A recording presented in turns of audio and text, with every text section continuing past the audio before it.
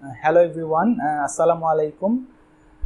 My name is Muhammad Mahmoud Hassan. I am sharing my experience as a COVID survivor with you all.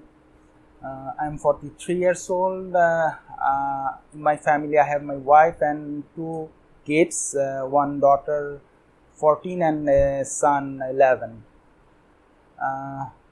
So I was down with COVID last December, early December. I think it was 1st December that I felt feverish, so I got myself tested, and on 2nd December I got the test result positive that I was COVID positive. So actually I was very cautious. I maintain all social distancing. I was always wearing masks. That time it was not shut down, so everything was open. I was going to office every day. So most probably one of my colleague, I was with him in the same room. He didn't have COVID yet, but later he tested positive, and I suspect that from him I got the COVID. We were in the same room where the AC was on, and maybe though both of us were wearing the mask, but because of the circulation I got infected. That is my hunch. I don't know for sure how I became affected. Then I was in my house. My sister is a doctor, so I was taking consultation from her. She was consulting with other colleagues and giving me medication and tests. That time I received call from government doctors also. Someday one doctor called me and asked me what is my condition, what are the medications I'm taking, what are the tests I have done, and also asked about the test results and suggested what additional test I should do. So I was quite happy about that. And then I was regularly having tested, and after I think a week, my condition actually deteriorated. My fever was very high, and as I was getting tested, my ferritin level also got very high. So one night it was actually very bad. Currently my wife is not with me. She's not residing in this here. She's outside country for a 2 years higher study. So she was not here. So my sister had to come here and take care of me.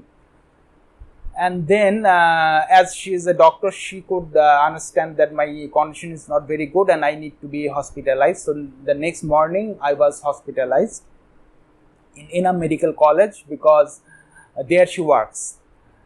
Now there they have a new COVID ward, which is very nice, newly constructed. Facilities are very good. I was admitted there first, and then my sister was trying to getting me shifted to a cabin. So there I also got very good care from the attendants. One of the attendant actually was requesting me not to move to cabin, because he was saying that they have been taking care of COVID patients for long, and they are quite caring and expert in that. He was saying that earlier even the relatives and family members, they were also afraid of getting close to the patients, but they were taking care of them. So that they were that much caring. So but still my sister, she arranged a cabin and I moved to the cabin. There also, actually, when I got myself admitted in hospital, that time my condition was very bad. I was having problem in breathing, and the fever was also very high. So at first, actually, I thought that I was going to die. Really, I thought that I was going to die, and it felt very bad. I felt that I'm not ready to die yet. It's not that my life was not that virtuous, and I was afraid of eternal hellfire. It's not like that. I know that the Almighty is the most benevolent and most merciful, so I was not worried about that. But I was thinking that my life was not.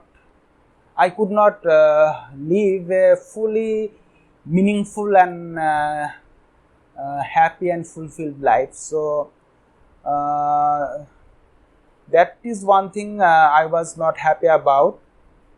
Actually, I could not think much of things that time because I was very weak, and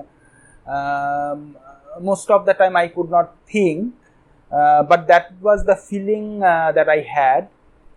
And also I was alone. My wife was not here.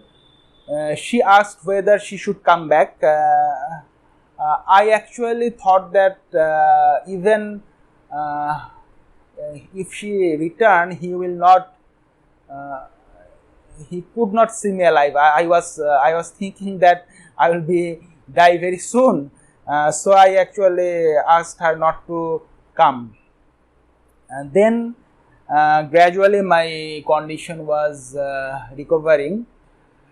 In the hospital, my relatives, mainly my brother, his wife, my brother-in-law, and of course my sister, they took care of me. My parents, both of them are alive, but as they are elderly, they could not go.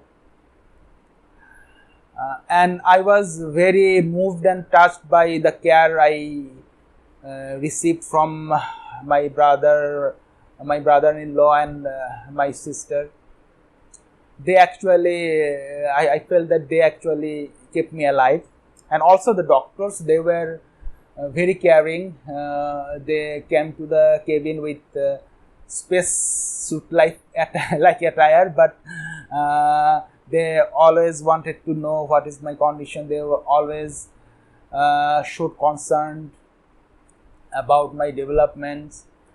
So I was actually very grateful. I felt very grateful to all of them. And also I received, I think, the best medications, best treatment.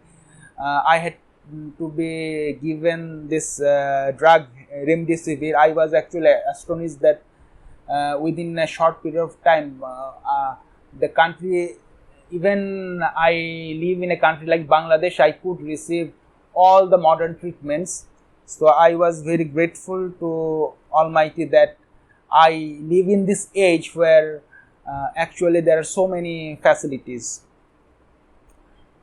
Then after, I think after almost 10 days in hospital, I was released when my condition was better, and I returned to my home again, but I was very weak.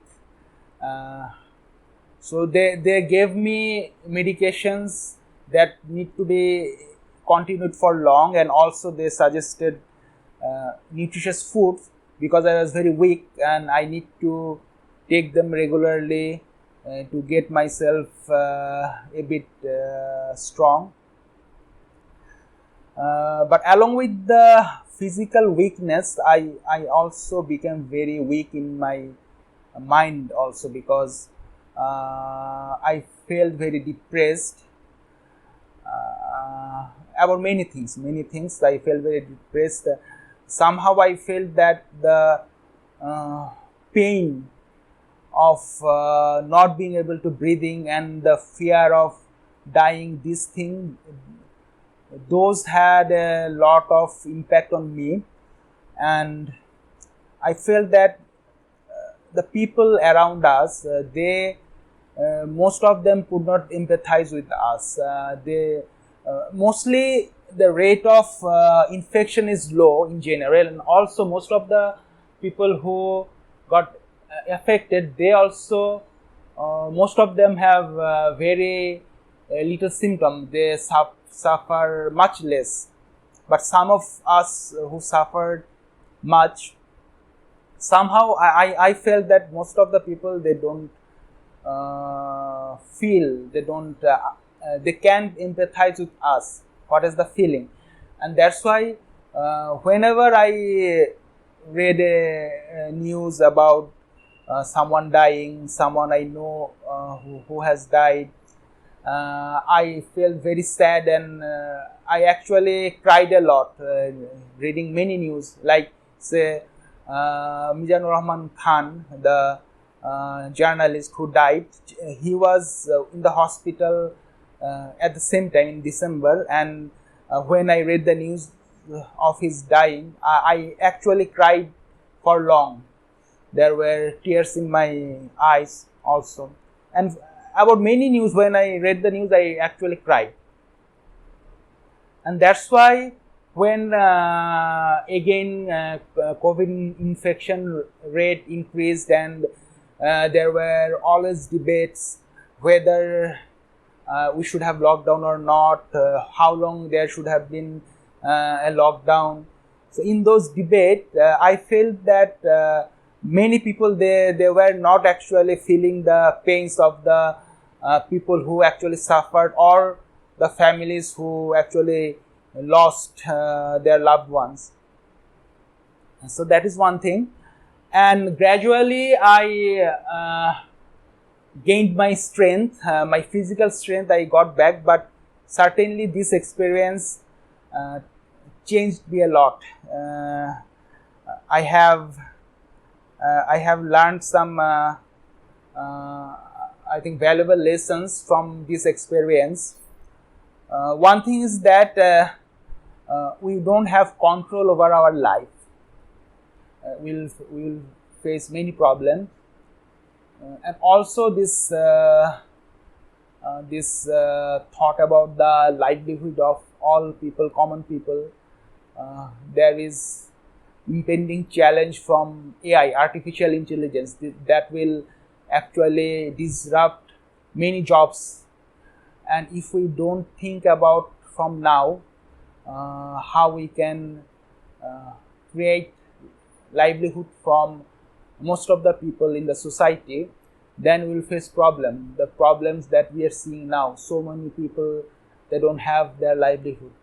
So those things, I think we need to think more, but we are not thinking.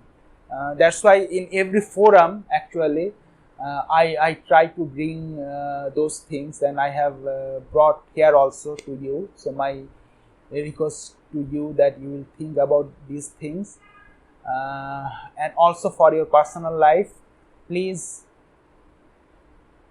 follow your dreams and give due importance to your relationships and your family.